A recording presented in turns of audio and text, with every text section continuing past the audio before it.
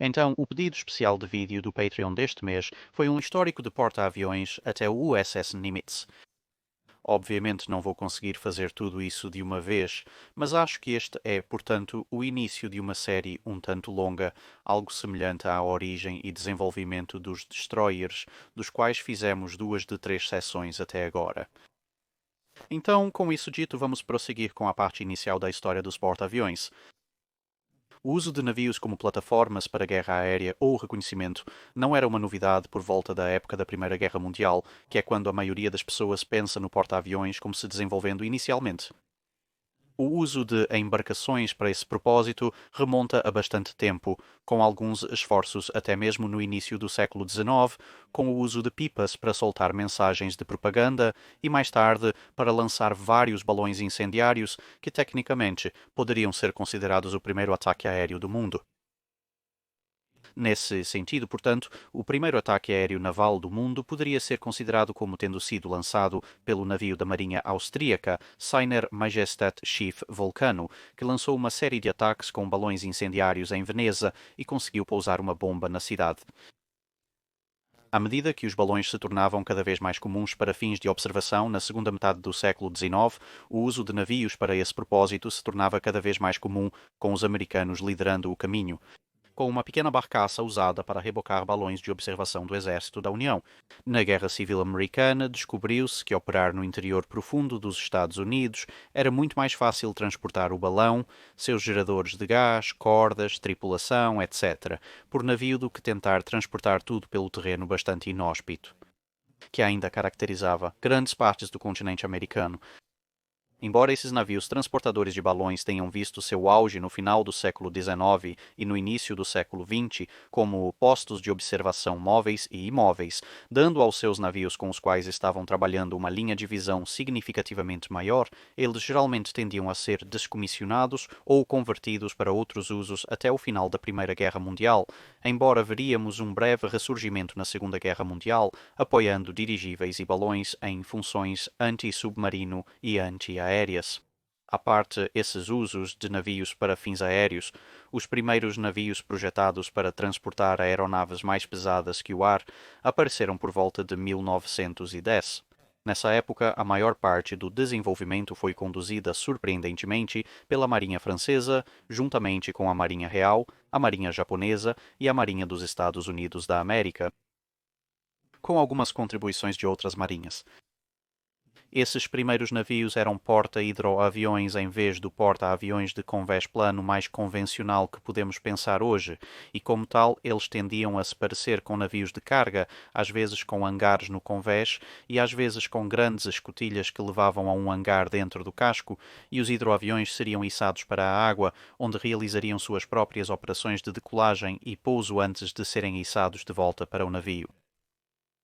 Esses surgiram principalmente porque o valor de reconhecimento e, em menor grau, o valor de ataque das aeronaves foram reconhecidos bastante cedo, mas as primeiras aeronaves tinham um alcance muito curto e, portanto, para a maioria das potências que possuíam marinhas que tinham que ir além de suas próprias costas, as aeronaves realmente não faziam parte da equação quando se tratava de unidades baseadas em terra, já que a unidade baseada em terra nunca seria capaz de acompanhar a frota.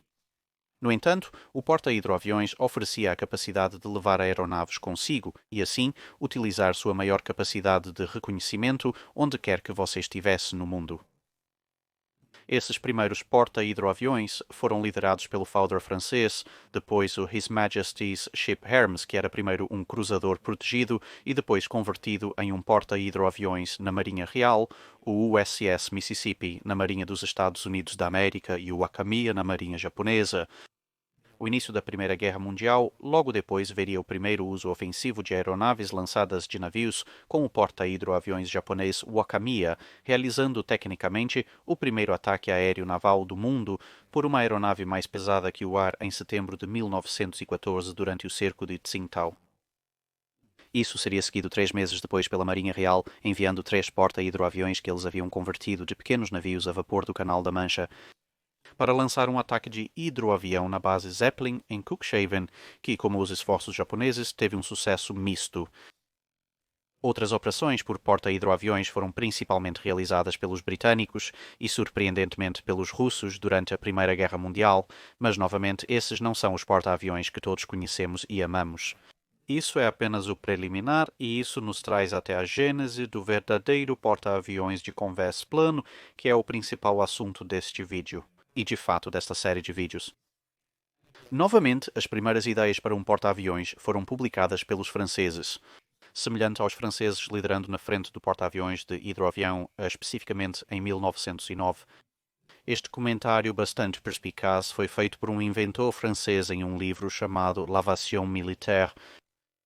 Ele disse: um navio porta-aviões é indispensável. Esses navios serão construídos em um plano muito diferente do que é atualmente usado. Primeiramente, o convés será limpo de todos os obstáculos. Será plano o mais amplo possível, sem comprometer as linhas náuticas do casco, e parecerá um campo de pouso. Embora ele estivesse, claro, completamente correto e suas descobertas fossem amplamente lidas nos círculos navais na época, o desenvolvimento do porta-aviões com convés plano e mais pesado que o ar deixaria os franceses para trás neste ponto por um período considerável. Em vez disso, uma série de primeiras realizações seriam alcançadas no desenvolvimento do navio, com a primeira explosão, se você quiser, sendo realizada pela Marinha dos Estados Unidos da América, especificamente o cruzador blindado USS Birmingham, onde o piloto Eugene Elley se tornaria o primeiro homem a lançar uma aeronave de um navio, em vez de colocar a aeronave na água. Tendo sucesso no dia 14 de novembro de 1910, com essa decolagem bastante perigosa da rampa inclinada para baixo na proa do navio, que foi projetada para dar a ele um pouco mais de velocidade. Ele, no entanto, não retornou ao navio. Em vez disso, pousou nas proximidades em uma pista convencional, deixando o pouso a bordo de um navio para o próximo ano, quando em janeiro de 1911 ele se tornaria o primeiro piloto a pousar em um navio, embora tanto a decolagem quanto o pouso tenham sido estacionários. Desta vez, havia uma estrutura de pouso temporária na polpa do USS Pennsylvania e, tendo considerado que se ele não parasse rápido o suficiente, ele bateria diretamente no mastro traseiro, havia um sistema de freio simples consistindo em uma série de cordas com sacos de areia pesados anexados que o avião esperançosamente agarraria, que era um predecessor direto do sistema de gancho e cabo de arresto, que ainda é usado pelos porta-aviões de hoje. Tendo agora estabelecido que você poderia de fato decolar e pousar com uma aeronave com rodas em um navio de guerra, a próxima etapa era tentar fazer isso quando o navio de guerra estava em movimento, ou seja, um alvo em movimento. A parte da decolagem era na verdade mais fácil em um navio em movimento, já que, embora houvesse obviamente inclinação e rotação a serem levadas em conta, o movimento do navio para frente fornecia um pouco mais de fluxo de ar sobre as asas do avião, facilitando a decolagem.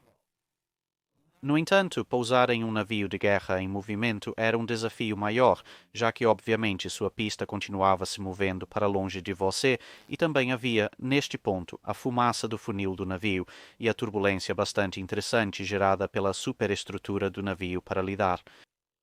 No entanto, a primeira decolagem bem-sucedida de um navio de guerra em movimento ocorreria em maio de 1912, lançando-se do navio de guerra His Majesty's Ship Hibernia na Marinha Real, enquanto ele navegava alegremente a cerca de 15 nós. Enquanto o porta-aviões de hidroavião, muito mais fácil de converter, permaneceu como um navio de transporte de aeronaves mais comum durante a Primeira Guerra Mundial, o que poderia ser considerado o primeiro porta-aviões moderno em conceito também surgiu na Primeira Guerra Mundial. Este foi o primeiro porta-aviões His Majesty's Ship Ark Royal. Ela era algo híbrido, sendo capaz de transportar e lançar tanto hidroaviões quanto aeronaves com rodas, usando tanto guindastes quanto um pequeno convés de voo na proa do navio. No entanto, ela não conseguia recuperar aeronaves com rodas. Os hidroaviões, é claro, podiam pousar ao lado e ser içados de volta a bordo, mas as aeronaves com rodas, uma vez lançadas, tinham que ir e pousar em pistas mais convencionais,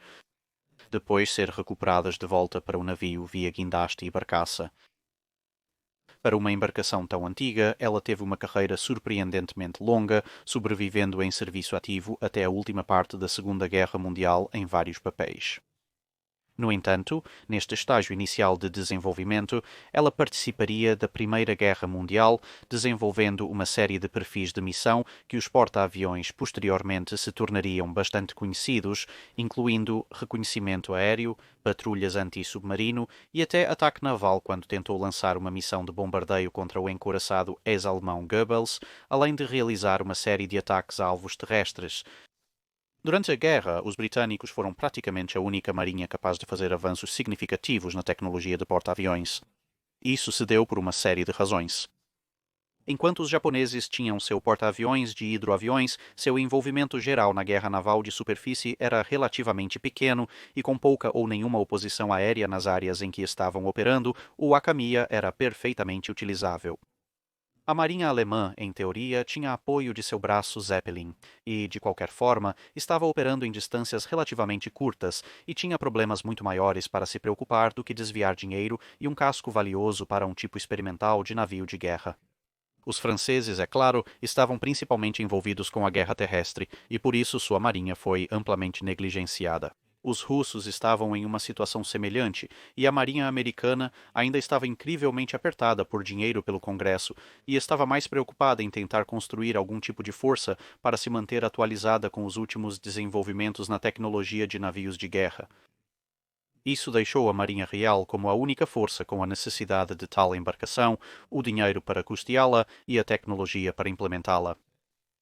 Enquanto o Ark Royal estava ganhando experiência valiosa, ele era necessariamente limitado tanto por seu layout quanto por seu tamanho, mas mesmo a Marinha Real não podia se dar ao luxo de retirar um casco principal para conversão em um porta-aviões que ainda era necessariamente um navio experimental, mas eles tiveram muita sorte, já que Fisher conseguiu construir o His Majesty's Ship Furious. E quaisquer perguntas que você possa ter sobre o His Majesty's Ship Glorious e o His Majesty's Ship Courageous, e seriam muitas e seriam válidas, havia um elefante branco ainda maior em construção, o His Majesty's Ship Furious. Enquanto Courageous e Glorious optaram por um par de torres de canhão de 15 polegadas, Furious foi projetado com um par de monstruosos canhões de 18 polegadas. E se você assistiu a algum dos vídeos que cobrem as várias falhas de Glorious e Courageous, você saberia que colocar um canhão ainda mais pesado e violento em um casco desse tipo de design era uma receita para o desastre. A Marinha Real concordou amplamente e Furious nunca seria concluído com seu armamento de canhão de 18 polegadas à proa e à popa. Em vez disso,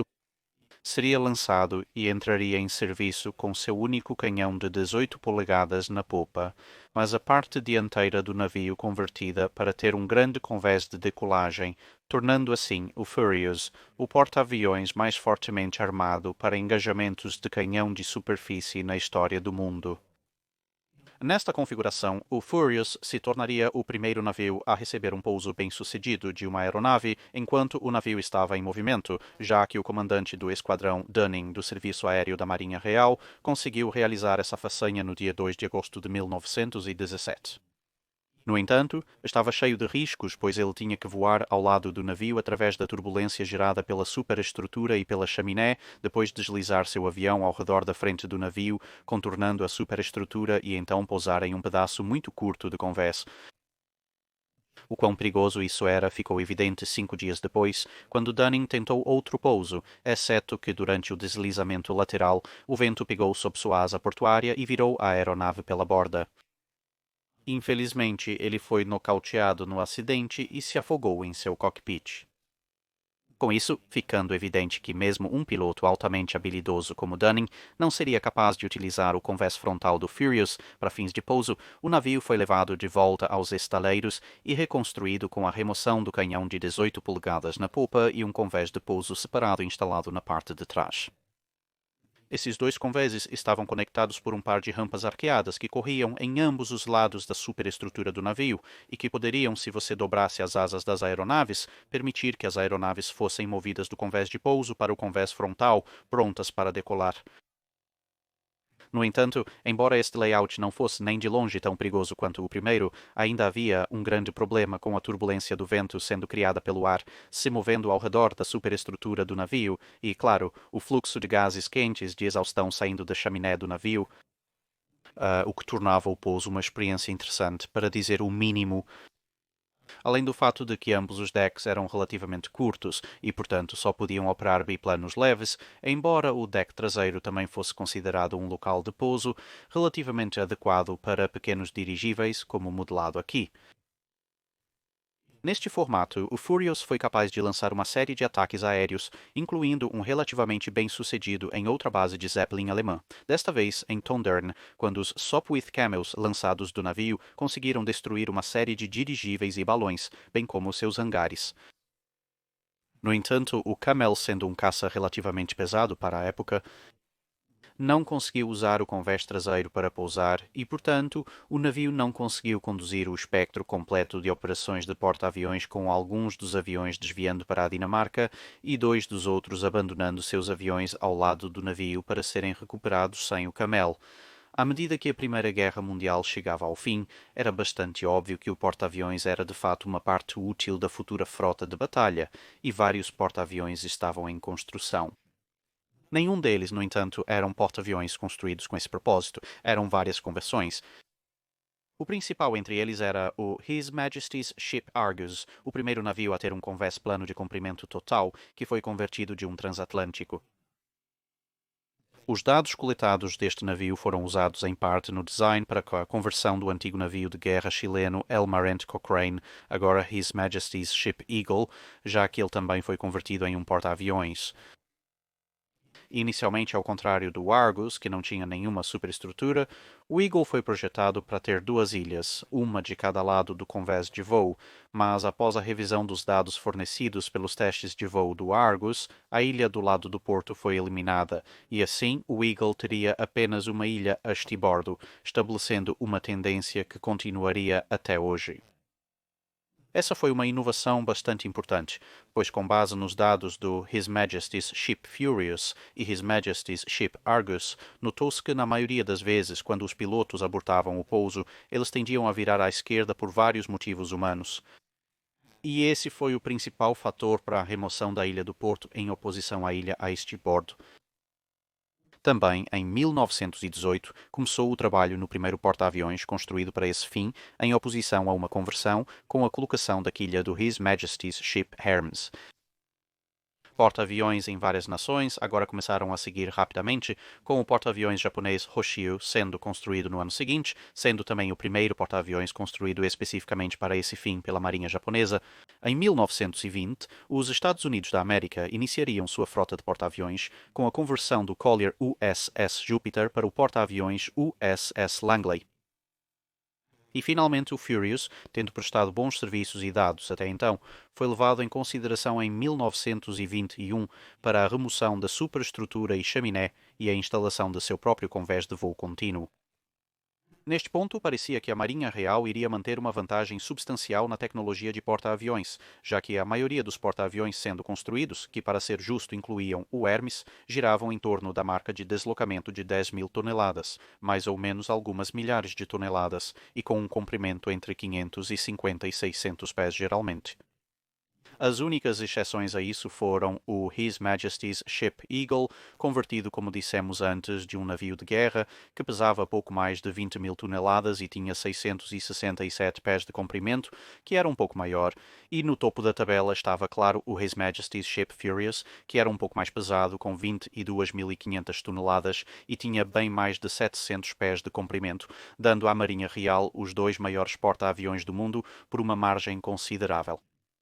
É interessante notar que, enquanto esses navios carregavam uma variedade de armamentos de canhão, todos eles ainda carregavam uma série de armas apenas de superfície, sejam elas de 4, 5 ou 6 polegadas, pois ainda se imaginava que um porta-aviões poderia ter que se defender de um ataque de superfície.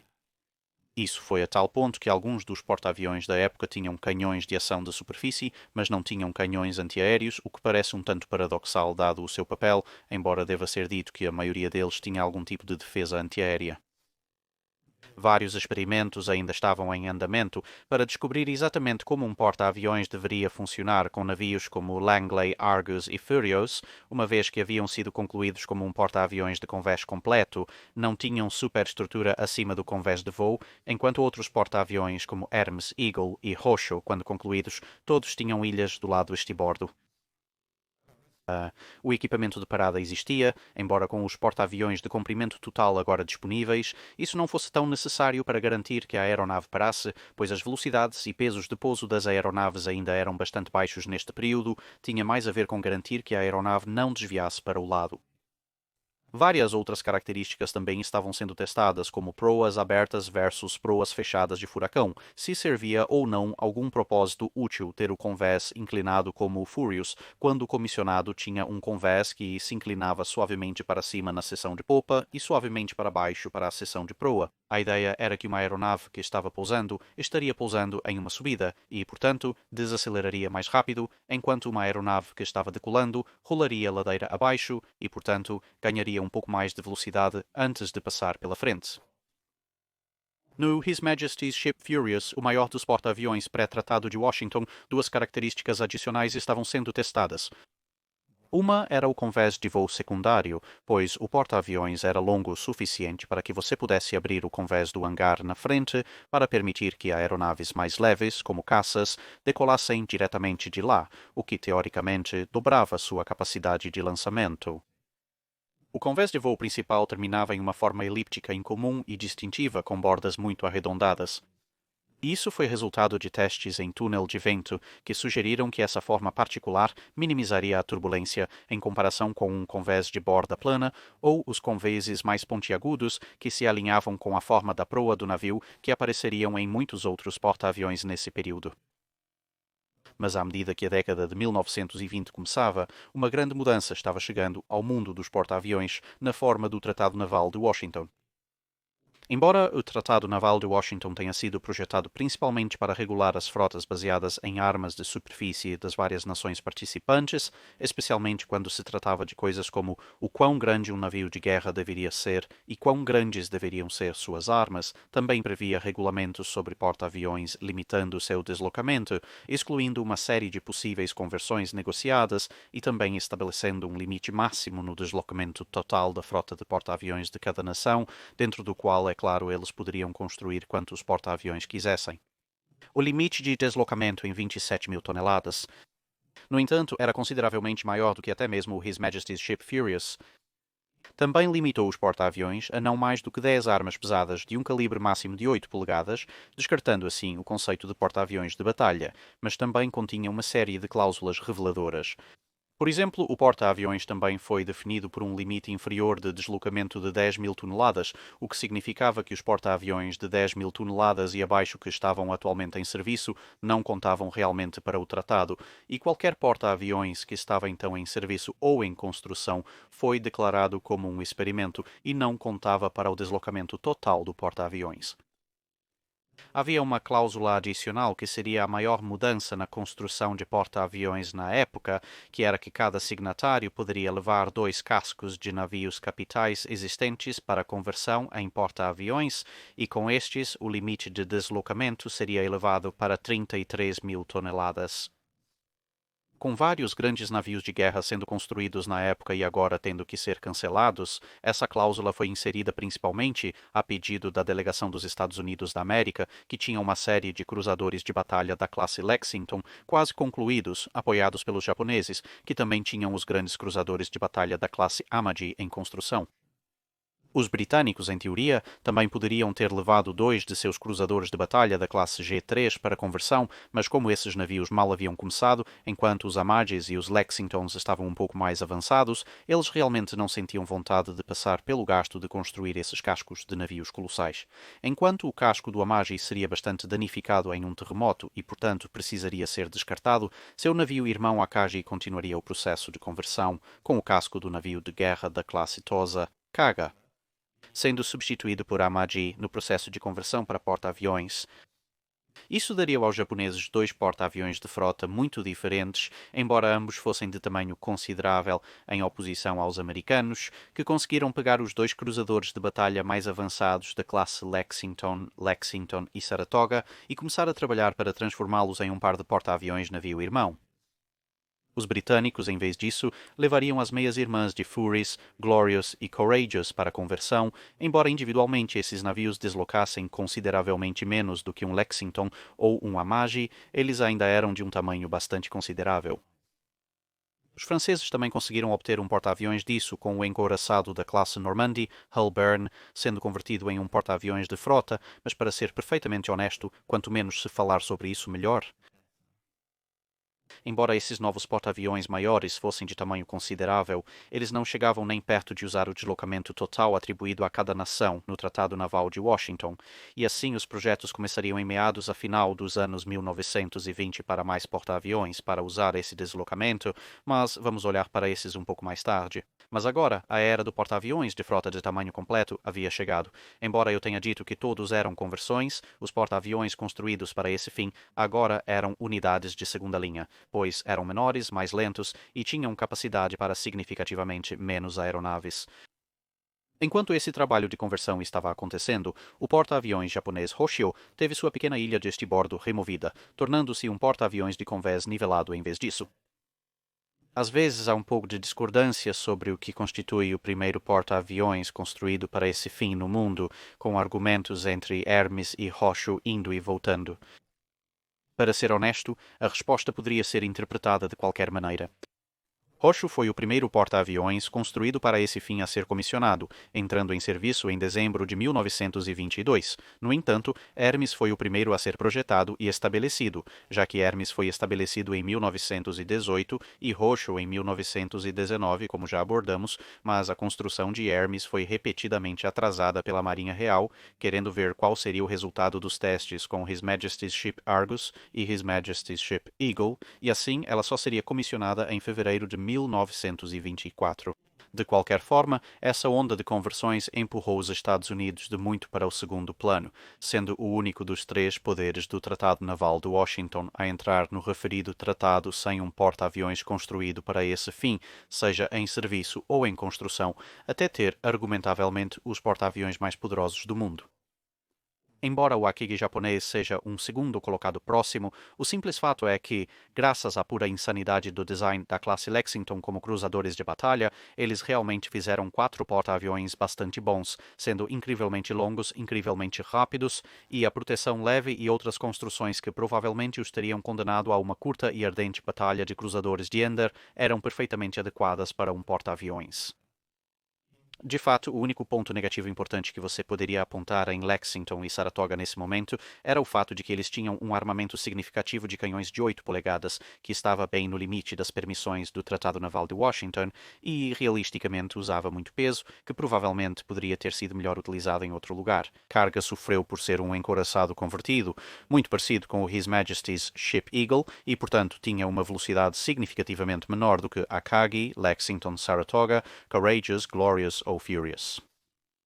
Devido ao seu tamanho fisicamente menor e ao fato de que os britânicos não praticavam estacionamento de convés como forma de armazenar aeronaves, nem amarravam aeronaves como peças de reposição no topo do teto do hangar, o Courageous, Furious e Glorious podiam levar consideravelmente menos aeronaves do que os porta-aviões japoneses ou americanos. Mas, por outro lado, Furious era uma unidade de frota útil, mas os britânicos conseguiram classificá-la como uma unidade experimental, pois estava em construção na época do Tratado Naval de Washington, e assim, em termos dos maiores porta-aviões rápidos, eles conseguiram obter 3 com o acordo, mais Eagle, enquanto os americanos tinham 2, Lexington e Saratoga, e os japoneses da mesma forma tinham 2 com Akagi e Kaga. Assim como o His Majesty's Ship Furious, Glorious e Courageous saíram de suas conversões com uma frente arredondada elíptica para seu convés de voo, que também era um pouco mais curto do que o comprimento total do navio, permitindo que o hangar superior tivesse um pequeno convés de voo secundário. Essa característica era ainda mais pronunciada nos 2 porta-aviões japoneses, pois ambos os seus hangares se abriam para pequenos convéses de voo, resultando em uma aparência em 3 níveis quando eles saíram do estaleiro pela primeira vez. Em contraste, os Lexingtons concluíram sua conversão com uma proa totalmente fechada e um convés de voo de comprimento total como o His Majesty's Ship Hermes, e isso talvez também explique seu maior complemento de aeronaves, pois havia um pouco mais de espaço no convés do hangar à frente. Então vamos concluir este primeiro vídeo com uma olhada em algumas das características mais importantes de cada uma dessas primeiras gerações de porta-aviões de frota. Se você quer saber mais sobre as carreiras, estatísticas, etc. de cada um desses porta-aviões, A maioria deles já tem guias de 5 minutos que, esperamos, estarão aparecendo como cartões no momento. Em ordem aproximada de utilidade, indo em direção aos navios mais úteis e eficazes, começaremos com o His Majesty's Ship Eagle. Como mencionamos antes, ela era um encouraçado convertido e sofria com uma velocidade máxima de cerca de 24 a 25 nós como resultado, embora inicialmente nos anos 20 isso não fosse um grande obstáculo, considerando a velocidade de decolagem relativamente baixa dos biplanos na época, e isso, claro, afetaria sua operabilidade à medida que os aviões se tornavam mais pesados e necessitavam de velocidades de decolagem mais altas com o passar do tempo. Isso também limitou sua utilidade estratégica, porque, é claro, ela não podia chegar ao seu destino tão rápido quanto e como outros porta-aviões poderiam em uma emergência. Por outro lado, sua proa foi construída até o convés de voo, o que a tornou um pouco mais resistente ao mar do que muitos outros porta-aviões dessa época, graças ao fato de que ela poderia atravessar mares pesados sem quantidades significativas de água, potencialmente arriscando a entrada no convés do hangar ou pelo menos diminuindo a velocidade do navio. Com um comprimento total de 667 pés e 6 polegadas, ela também era a mais curta dos porta-aviões de frota completa presentes nos anos 1920 e, obviamente, isso também limitaria sua capacidade de operar aeronaves no futuro. Seu grupo aéreo geral consistia em um par de esquadrões e algumas aeronaves soltas. A próxima foi a Furious, que, claro, passou por inúmeras iterações de layout como porta-aviões e, como resultado, suas capacidades sofreram um pouco em comparação com suas meias-irmãs. No entanto, em sua forma pós-Washington, ela ainda era relativamente rápida a 30 nós e podia levar mais aeronaves do que a Eagle, com uma capacidade total de 3 esquadrões, embora isso normalmente fosse dividido em voos de 6 aeronaves, ao contrário de esquadrões inteiros, pois sentia-se que certos tipos de aeronaves, como batedores, não eram necessários em força total de esquadrão. Ela era um verdadeiro topo plano sem ilha, e suas chaminés eram troncadas para exaustão através de grelhas na parte traseira do convés de voo ou pelas laterais do navio quando as operações de pouso estavam em andamento. No entanto, isso não era particularmente satisfatório, pois a quantidade de troncos necessários e o fato de que invadia os convéses do hangar tendia a tornar a parte traseira do navio um tanto quanto forno quando as chaminés estavam em pleno funcionamento, o que não era muito agradável e, em qualquer caso, a fumaça e os gases de escape que eram ventilados ainda causavam problemas, com turbulência e distorção visual para as aeronaves que estavam pousando, um problema que teria que ser resolvido em reformas posteriores. Seu hangar superior possuía portas na frente que permitiam acesso a um pequeno convés secundário de decolagem que, nesta fase do desenvolvimento de porta-aviões, permitia que ela continuasse a lançar aeronaves de carga relativamente leve, como caças, aeronaves de reconhecimento e aeronaves de ataque levemente carregadas, enquanto os procedimentos de pouso estavam em andamento no convés de voo superior. Ela também podia lançar hidroaviões a partir deste convés de voo inferior, embora tivessem que lubrificar o convés, o que tenho certeza que levou a muitos acontecimentos hilários, pois isso diminuiu o coeficiente de atrito, o que então permitiu que os flutuadores de madeira dos hidroaviões deslizassem relativamente fácil para baixo e para o ar. Então você tem Courageous e Glorious. Como Furious, eles podiam fazer cerca de 30 nós, mas ao contrário de sua meia-irmã, eles podiam carregar substancialmente mais aeronaves novamente, desta vez com uma capacidade total de 4 esquadrões. Ao contrário do Furious, tanto o Glorious quanto o Courageous seriam completos com ilhas do lado estibordo que incorporavam suas chaminés, o que significava que era necessário relativamente pouco encanamento para redirecionar o escape do layout das chaminés originais do navio, o que era em grande parte responsável pelo aumento do espaço do hangar que permitia o transporte de mais aeronaves, como acabamos de mencionar. Como sua meia-irmã, eles também tinham um convés superior de hangar aberto com uma rampa curta de decolagem que novamente permitia a operação de aeronaves leves durante as operações de pouso. Os pilotos do navio também tinham um tempo muito mais fácil para pousar em geral, já que o arranjo da chaminé incorporado à ilha significava que a fumaça e a turbulência causadas por essa chaminé geralmente estavam altas o suficiente longe do convés de voo para que as aeronaves pudessem pousar sem interferência. Novamente de maneira semelhante ao Furious, embora tivessem uma capacidade teórica de 4 esquadrões, tanto o Courageous quanto o Glorious neste ponto geralmente operavam voos de aeronaves, com cada voo consistindo em 6 estruturas de aeronaves, em vez dos 4 esquadrões pelos mesmos motivos que o Furious mencionou anteriormente. Então temos o porta-aviões japonês Kaga. Ela nunca foi planejada como um porta-aviões na época do Tratado Naval de Washington.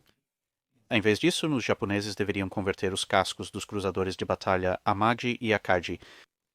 Infelizmente, um terremoto massivo basicamente destruiu o casco incompleto do Amagi, e então eles foram forçados a recorrer ao casco do navio de guerra da classe Tosa, o Kaga.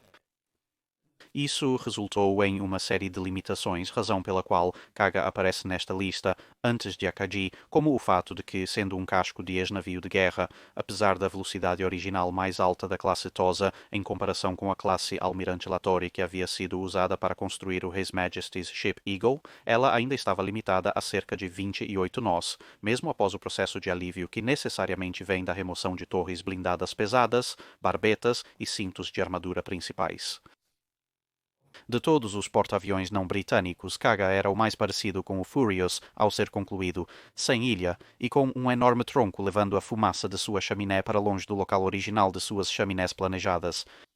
Ao contrário do sistema do Furious, ela não precisava alternar entre duas opções diferentes, mas os dois enormes troncos que corriam ao longo dos lados do navio eram tão eficazes em afastar a fumaça e a turbulência das próprias aeronaves, e isso se mostrou bastante problemático nas operações. Como Glorious, Courageous e Furious, Kaga também adotou a ideia de lançar aeronaves de seus convéses de hangares, embora tenha ido um passo além dos britânicos, com ambos os principais convéses de hangares sendo capazes de lançar aeronaves em um sistema de 3 níveis que incluía, obviamente, o convés de voo superior. Kaga também possuía um terceiro convés de hangar auxiliar mais abaixo no navio, embora este fosse de tamanho relativamente limitado.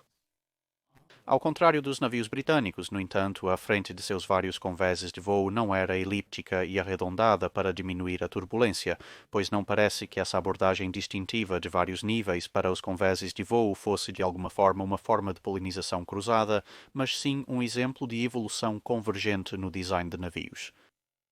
Quando concluída, ela poderia transportar 60 aeronaves, um número ainda maior do que Courageous e Glorious, refletindo o maior tamanho do casco do encoraçado da classe Tosa, mesmo comparado aos grandes cruzadores leves em que os porta-aviões britânicos se baseavam, embora sua capacidade teórica geral fosse um pouco limitada pela abordagem de vários níveis para os convéses de voo, que, claro, usavam um volume valioso que poderia ter sido usado para o armazenamento de aeronaves, algo que seria abordado mais adiante. A seguir temos o porta-aviões japonês Akagi.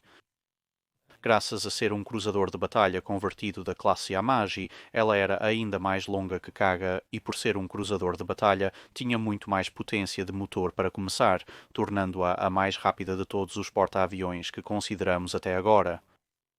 Em sua forma inicial de porta-aviões, Akagi provou ser capaz de pouco mais de 32 nós e, como a disposição do funil giratório que havia sido testada em Hosho se mostrou mal sucedida, Akagi recebeu um sistema de funil diferente em comparação com Hosho e Kaga, já que este ainda era um campo muito experimental. No caso de Akagi, isso assumiu a forma de 2 funis montados no lado estribordo perto da frente do navio. Um deles era curvado para baixo de forma bastante significativa para direcionar sua exaustão para o oceano, e o segundo, logo atrás dele, subia até o nível do convés de voo. Embora não fosse um arranjo ideal em comparação com o layout do funil de Courageous e Glorious, e, como veremos em breve nas conversões americanas, era significativamente superior e usava significativamente menos deslocamento e espaço em comparação com o sistema de Kaga. Como o Kaga, o Akagi foi concluído com um sistema de convés de voo de 3 níveis, sendo os 2 convéses de voo inferiores extensões dos convéses de hangar primários superior e inferior, e como o Kaga, ela tinha um pequeno convés de hangar suplementar abaixo dos 2 convéses de hangar principais, que era usado principalmente para o armazenamento de aeronaves de reserva e sobressalentes. Deve-se notar, claro, que o Akagi concluiu seus testes antes do Kaga, então quando dizemos que era como o Kaga, isso é apenas no contexto deste vídeo, onde já falamos sobre o Kaga. Na verdade, deveria realmente ser dito que o Kaga era como o Akagi, já que o Akagi testou todas essas coisas primeiro. Também em comum com ambos Kaga e Furious, Akagi foi concluído sem qualquer superestrutura de ilha. Quando concluído, novamente graças ao volume de armazenamento perdido causado pelo sistema de convés de voo em camadas, o Akagi podia transportar 60 aeronaves. Embora fosse um navio maior, graças a ser um ex-cruzador de batalha, essas aeronaves eram transportadas com muito mais conforto e espaçamento do que eram no Kaga. Ao contrário de quase todos os outros porta-aviões deste período, todos os quais carregavam algum tipo de armamento anti-superfície, o do Akagi não era carregado apenas em casamatas ou apenas em torres, mas uma mistura dos dois. Embora a maioria de seus canhões de 8 polegadas estivessem em casamatas, ela também tinha um par de torres de canhão gêmeas montadas no convés de voo, que se projetavam de seu convés de hangar superior, o que significava que os pilotos tinham que decolar entre as duas torres de canhão, uma característica compartilhada apenas com o Kaga. E então chegamos aos dois porta-aviões convertidos de cruzadores de batalha que definitivamente ocupam os primeiros lugares quando se trata deste porta-aviões de frota de primeira geração, o USS Lexington e o USS Saratoga. Agora, para ser justo, basear-se nos cruzadores de batalha da classe Lexington deu-lhes uma certa vantagem para começar, pois eram de longe os cascos base maiores usados nas conversões, mas eles tinham uma série de outras características que contribuíram para eles ocuparem o primeiro lugar além do simples tamanho. Eles foram os mais rápidos de todos os porta-aviões que mencionamos em pouco mais de 33 nós de velocidade máxima, graças à quantidade bastante insana de potência do motor que se esperava que os cruzadores de batalha da classe Lexington carregassem. Eles também foram os únicos porta-aviões da frota deste período, com exceção do His Majesty's Ship Eagle, a não optar pela disposição de múltiplos convéses de hangar e múltiplos convéses de voo. Em vez disso, eles tinham um único hangar massivo que percorria todo o comprimento do navio, juntamente com a proa totalmente fechada, o que lhes dava uma significativa capacidade de manter-se no mar. Isso significava que eles podiam carregar o maior grupo aéreo de qualquer um dos porta-aviões que mencionamos até agora. Como projetado, esses dois porta-aviões podiam carregar 78 aeronaves cada um. Embora isso fosse posteriormente aumentado, ainda mais graças a ter o único hangar massivo em oposição aos dois ou, em alguns casos, 3 hangares de outros porta-aviões, havia uma enorme quantidade de espaço aéreo e algum oficial empreendedor rapidamente percebeu que aeronaves sobressalentes simplesmente poderiam ser amarradas às vigas e estruturas que compunham a parte superior do hangar e a parte inferior do convés de voo, o que aumentava a capacidade teórica de transporte do porta-aviões além deste número original de 78, embora é claro que as aeronaves sobressalentes não contavam para o que o porta-aviões poderia realmente colocar como um pacote de ataque, pois teriam que ser trazidas para baixo apenas quando as aeronaves fossem descartadas por danos de combate, acidentes ou nunca voltassem por perdas. No entanto, isso proporcionou aos porta-aviões uma quantidade significativa de reserva de poder aéreo para complementar seus esquadrões de serviço padrão, o que permitiria que eles lançassem múltiplos ataques de força total, supondo que nada desse terrivelmente errado e apenas perdas normais fossem encontradas, simplesmente por guinchar as aeronaves que estavam armazenadas acima e enviá-las para compor os números. Ao contrário de todos os outros que carregavam suas armas anti-superfície totalmente em casamatas, ou, no caso de Akagi, em uma mistura de casamatas e torres, o armamento anti-superfície de Lexington era carregado exclusivamente em torres, com o que era efetivamente um valor de cruzador pesado de canhões de 8 polegadas montados em 4 torres gêmeas, em pares de disparo superiores em cada extremidade da superestrutura que tomou a forma de uma ilha do lado estibordo, embora a ilha em si fosse uma estrutura relativamente pequena, apoiada por um colossal funil único que canalizava a enorme produção da usina de energia do navio para o céu, bem longe do convés de voo, e tornando essa classe de porta-aviões, portanto, a melhor e mais fácil de operar aeronaves, tanto na decolagem quanto no pouso. Eles também incluíam um sistema básico de catapulta movido a volante, embora, como se viu, era uma característica relativamente desnecessária, graças à carga relativamente leve e à curta distância de decolagem das aeronaves dos anos 1920. Graças ao seu armamento anti-superfície incomumente pesado, quase tanto da ilha que não era funil foi ocupada com as preocupações de controle e direção de fogo para as torres gêmeas de 8 polegadas, quanto foi ocupada pelo espaço para operações de voo. Ao operar em águas do norte, um dos locais mais preferidos pela tripulação para operar nesses porta-aviões era em um deck de observação que na verdade foi construído na carcaça frontal do funil. como os gases quentes ascendentes do funil mantinham essa área agradável e aconchegante mesmo no pior dos climas, embora por razões bastante óbvias fosse uma posição relativamente impopular quando operando nos climas um pouco mais quentes do Pacífico Central. Além disso, ao contrário de praticamente todos os outros porta-aviões da frota que consideramos até agora, os Lexingtons não precisavam ter sua principal cintura de armadura significativamente reduzida em espessura. Você poderia argumentar que isso era uma má reflexão sobre o original cruzador de batalha da classe Lexington, já que a cintura de armadura era completamente inadequada para um duelo de armas principais, mas por outro lado significava que tudo o que eles tinham que fazer era raspar um pouco do topo para reduzir o peso geral, e a cintura de armadura existente do Lexington poderia permanecer no lugar, reduzindo assim os custos. Enquanto em praticamente todos os outros porta-aviões da frota do período, a placa de armadura principal tinha que ser totalmente removida e uma placa de armadura mais fina instalada em seu lugar.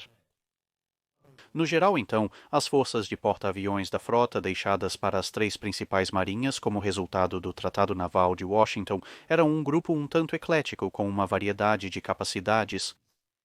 O Japão ficou com o menor grupo aéreo geral, com um total combinado de 120 aeronaves, embora isso não fosse completamente inesperado, já que o Japão, claro, havia recebido menos tonelagem no tratado em comparação com as marinhas real e dos Estados Unidos.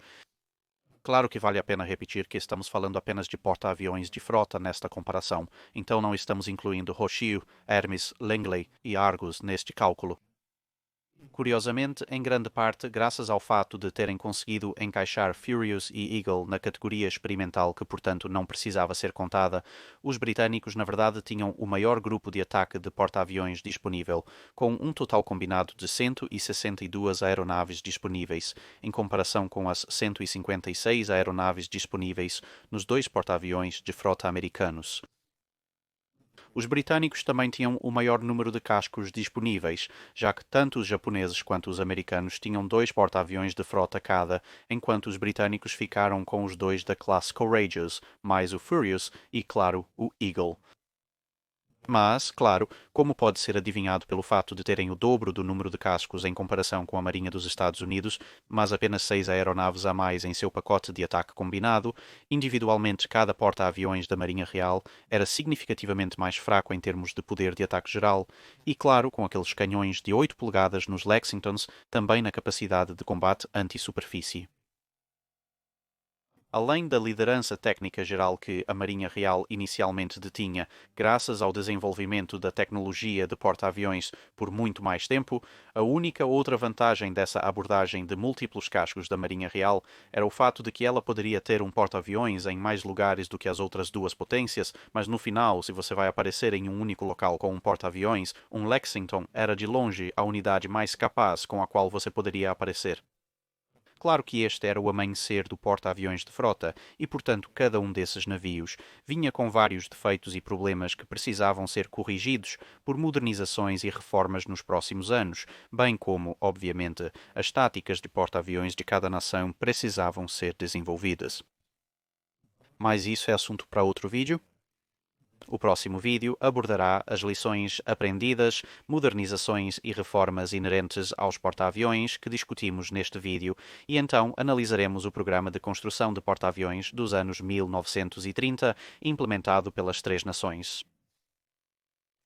Mas isso é um vídeo para outra ocasião e, portanto, deixaremos você hoje com agradecimentos por ouvir e esperamos vê-lo novamente em outro vídeo.